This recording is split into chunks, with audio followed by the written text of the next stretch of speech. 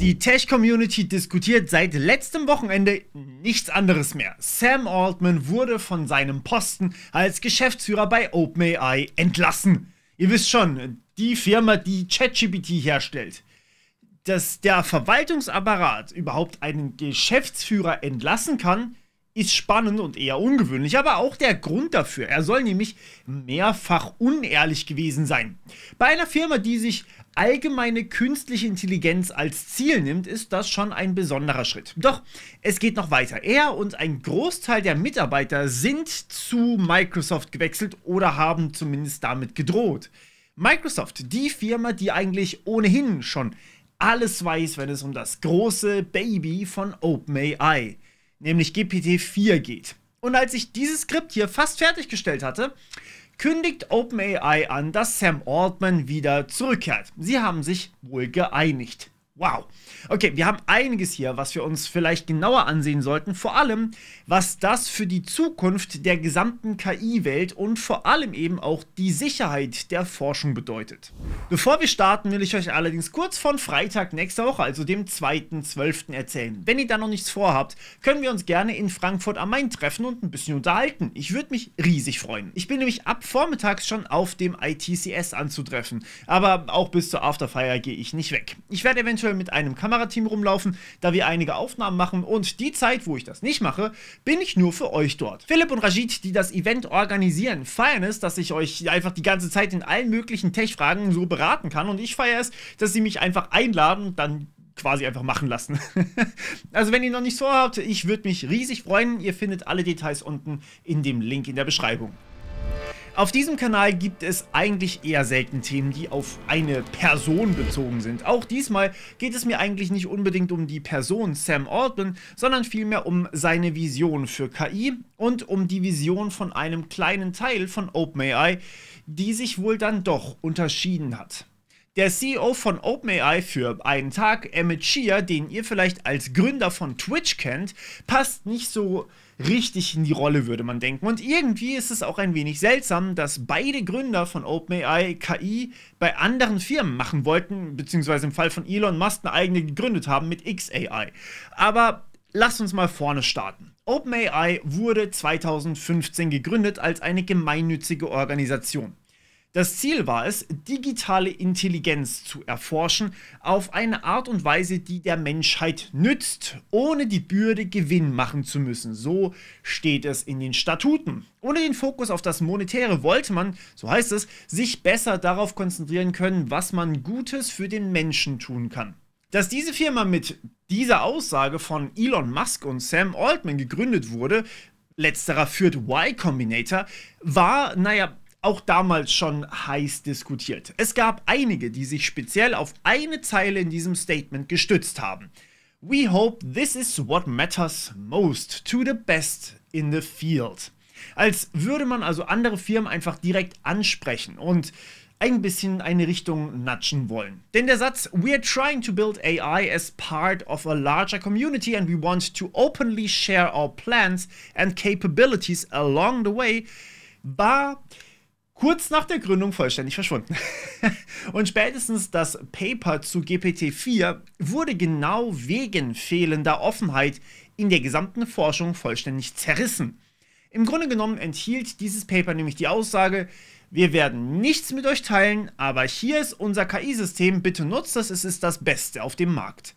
Übrigens, 2020 schon wurden die Statuten so ein bisschen geändert und digitale Intelligenz erforschen wurde bei OpenAI durch allgemeine künstliche Intelligenz bauen ersetzt. Eine allgemeine künstliche Intelligenz oder auf Englisch AGI, Artificial General Intelligence, ist ein KI-System, das allgemeingültig lernen kann. Also es kann lernen, League of Legends zu spielen, eure Hausaufgaben zu machen und gleichzeitig eine Firma gründen und den Code schreiben, den es dafür braucht.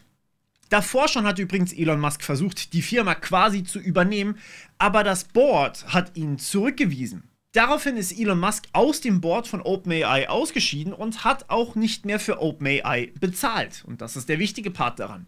Dazu schauen wir uns einmal ganz kurz die Unternehmensstruktur von OpenAI an. Das Board of Directors, das auch Sam Altman jetzt gerade gefeuert hat, steht an der Spitze von OpenAI. Es kontrolliert die OpenAI Inc. die gemeinnützige Organisation, von der ich vorhin gesprochen habe. Und die wiederum kontrolliert eine Holding und die wiederum kontrolliert OpenAI Global LLC. Das ist ein bisschen kompliziert, aber eine gemeinnützige Organisation darf keinen Profit machen. Das war ja ursprünglich auch genau der Plan, wodurch OpenAI sich eben auf das Gute für die gesamte Menschheit konzentrieren wollte, wie sie so schon geschrieben haben.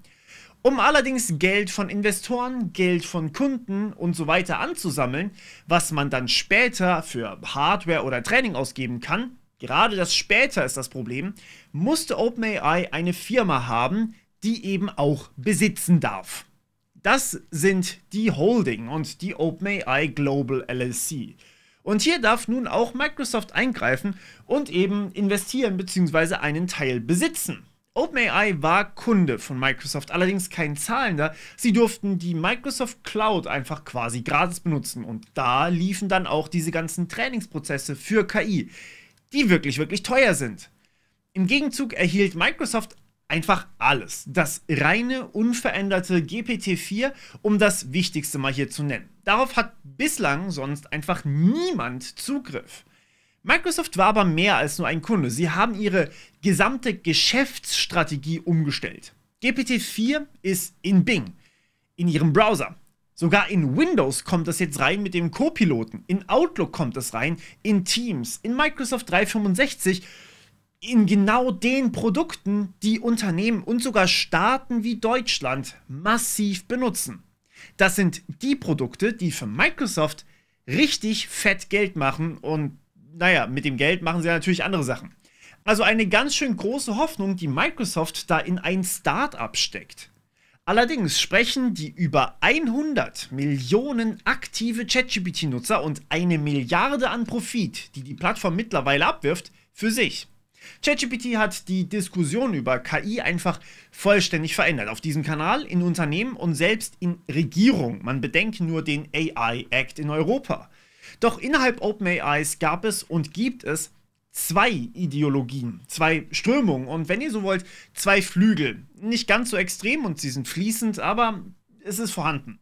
Und die spiegeln sich dann doch auch oftmals in YouTube-Videos wieder, die ihr vielleicht auch mal gesehen habt. Nicht unbedingt meine, ich versuche auf diesem Kanal möglichst differenziert die Sachen zu betrachten, welche Chancen und Risiken existieren, aber manche sind eben getrieben von Chancen und wollen möglichst schnell GPT-5 oder 6 erschaffen und eine schnelle Kommerzialisierung, die man vielleicht auch ganz gerne aus dem Silicon Valley kennt.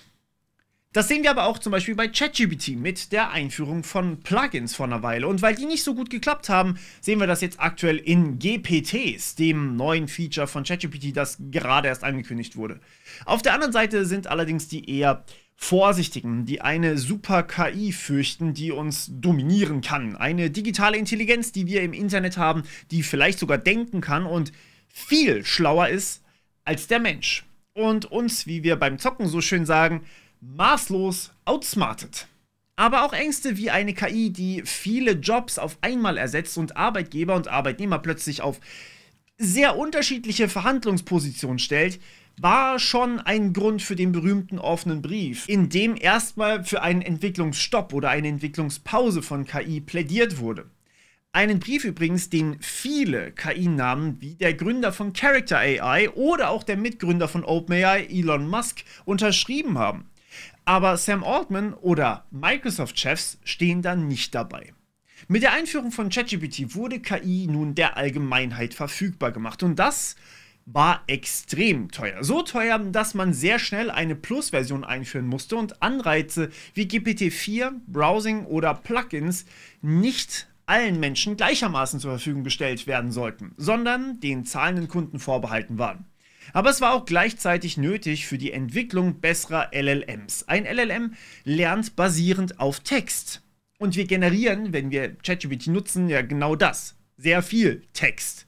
Wir geben aber auch Feedback in Form von Daumen hoch oder Daumen runter, das ihr übrigens auch mal gerne bei dem Video machen könnt. Dieses Feedback ist für ChatGPT natürlich einfach genau das. Trainingsdaten. Und hier spitzt sich jetzt die Geschichte ein bisschen zu. Microsoft. OpenAI war vollständig abhängig von den nahezu unendlichen Ressourcen, mit denen sich Microsoft derzeit auch einfach alle namhaften Spielestudios einverleibt. Activision, Blizzard, sogar Nintendo war ja im Gespräch. Diese Ressourcen waren nach Elon Musks Abdanken die einzige Möglichkeit, die KI-Systeme von OpenAI weiter zu trainieren. Und Training ist halt wahnsinnig teuer, wie wir uns auch schon angeguckt haben. Millionen, wenn nicht sogar Milliarden, sind also von Microsoft in OpenAI geflossen. Dafür bekam Microsoft dann GPT-4 mit allem, was dazugehörte. Und Microsoft ist halt keine gemeinnützige Organisation. Die wollen Geld mit dem ganzen Ding machen. Und dementsprechend werden da auch Deadlines gewesen sein. Deadlines, mit denen vielleicht das Board und der Flügel von OpenAI, der eher zurückhaltend ist, vielleicht nicht ganz so zufrieden war, wenn sie eine sichere KI entwickeln wollen. Kurz nach Release der GPTs hat das Board, das OpenAI kontrolliert, Sam Altman nun entlassen. Oder genauer gesagt, das damalige Board, denn mittlerweile ist das ein anderes. In ihrem Statement sagt OpenAI, dass Altman in seiner Kommunikation mit dem Vorstand nicht durchgängig offen war. Das war der Grund für die Entlassung. Was genau der Grund war, können wir nicht sagen, aber es war eine Abstimmung. Dieses Board hat damals übrigens auch Elon Musk rausgeworfen und die Gründer von Anthropic, diese andere große KI-Firma, die Claude entwickelt, in die Google gerade auch Milliarden gesteckt hat, die waren ursprünglich auch mal bei OpenAI und sind dann freiwillig gegangen. In diesem Board waren zu dem damaligen Zeitpunkt Ilya Sutskever, ich hoffe, ich spreche das richtig aus, Greg Brockman, Helen Toner und Adam D'Angelo. Ilya Sutskever schrieb kurz nach Sam Altmans Entlassung, dass er es stark bereut, OpenAI Schaden zugefügt zu haben und Sam Altman soll bitte wieder zurückkommen. Sutskever, nur zur Vollständigkeit, ist auch von der Fraktion eher Angst vor KI und er bleibt auch im Unternehmen zu dem jetzigen Zeitpunkt. Brockman hat mit Sam Altman OpenAI komplett verlassen und ist zu Microsoft gewechselt, aus Solidarität. Helen Toner hat auch ordentlich Kritik abbekommen, weil sie im Vorfeld eine Publikation veröffentlicht hat, die OpenAI nicht so wohlgesonnen ist und Claude bzw. das Modell von Anthropic in ein positiveres Licht rückt. Und das als Boardmember von OpenAI. Viele zitieren ihre Aussage zum Rauswurf von Sam Altman sogar so, dass sie genau wusste, was sie da macht und dass sie das Ende von OpenAI wohl billigend in Kauf genommen hätte. Es laut ihr sogar mit der Mission des Boards übereingestimmt habe. Denn die Mission des Boards ist ja, wir erinnern uns, AGI, also allgemeine künstliche Intelligenz, zu entwickeln, die der gesamten Menschheit nützt. Irgendwie creepy, wenn sie das als Mission ansieht, dann OpenAI zu beenden. Aber natürlich auch nicht zielführend, denn immerhin wäre einfach der gesamte Prozess zu Microsoft gerutscht und dort wahrscheinlich sogar noch schneller vorangeschritten und vermutlich auch noch mehr auf Kommerzialisierung ausgerichtet gewesen. Naja, Adam D'Angelo ist der einzige aus dem alten Board, der nun auch im neuen Board noch mit dabei ist. Doch auch an ihm gab es Kritik. Er ist quasi der Chef von Quora, einer Plattform, wo User anderen Usern eine Antwort schreiben können. Quasi Stack Overflow, aber halt nicht für Coding. Die GPTs, die OpenAI eingeführt hat, galten als ziemlich starke Wettbewerber und ich könnte mir vorstellen, dass der Traffic auf Quora wie auch auf Stack Overflow jetzt nicht gerade nach oben gegangen ist, seit es ChatGPT gibt. Viele haben ihm deshalb vorgeworfen, er hätte finanzielles Interesse daran, OpenAI zu zerstören. Dass er aber noch immer mit im Board ist, sagt eigentlich das Gegenteil. Ja, und damit kam dann auch Emmett Shear, der Gründer von Twitch, als neuer CEO von OpenAI dazu. Shear ist deutlich dem Lager zuzuschreiben, dass KI eher langsam, aber sicher angehen will. Hier sagt er, wie er zu KI-Doom steht. Er beschreibt die Chance als 5 bis 50% und die Entwicklung von KI, die nicht reguliert ist, als eine universumsvernichtende Maschine.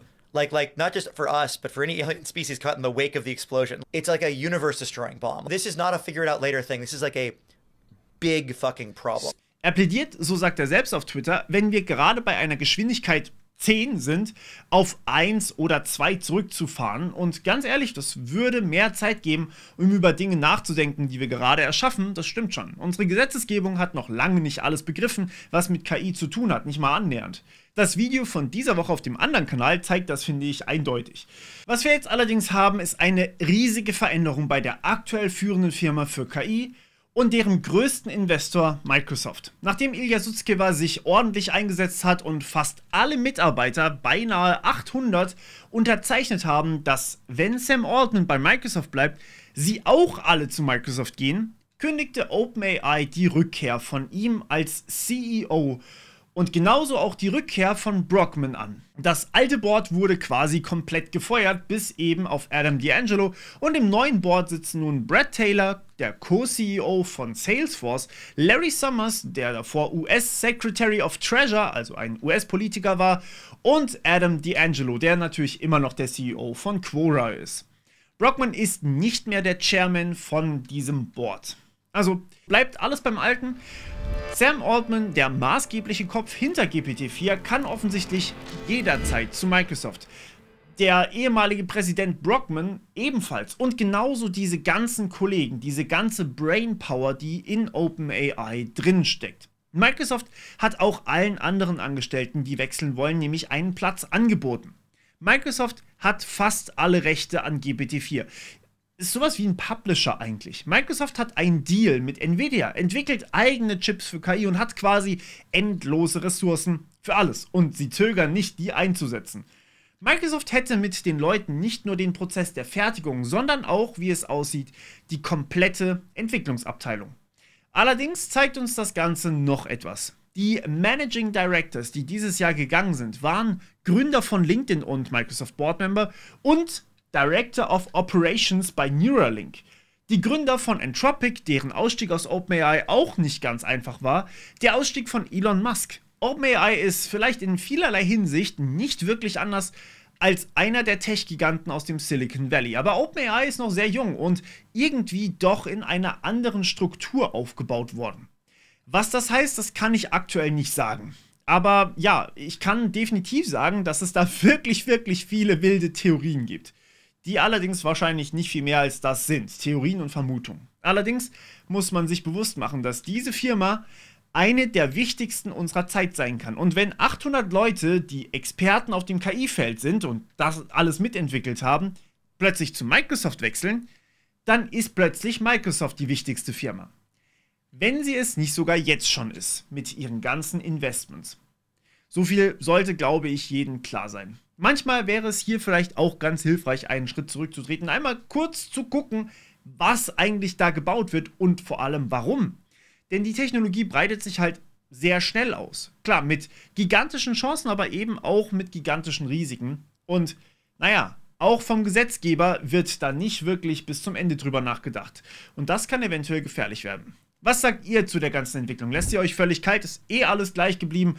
Oder habt ihr Angst, eine potenzielle Massenvernichtungswaffe in den Händen von Microsoft oder OpenAI zu sehen? Oder freut ihr euch, dass vielleicht bald KI-Entwicklung Unchained Microsoft Returns in eurem Heimkino erscheint? Natürlich völlig KI generiert und endlich ohne diese nervigen Influencer, die wie schäbige Menschen noch einen Lohn brauchen, um Lohn an ihre Mitarbeiter auszuzahlen.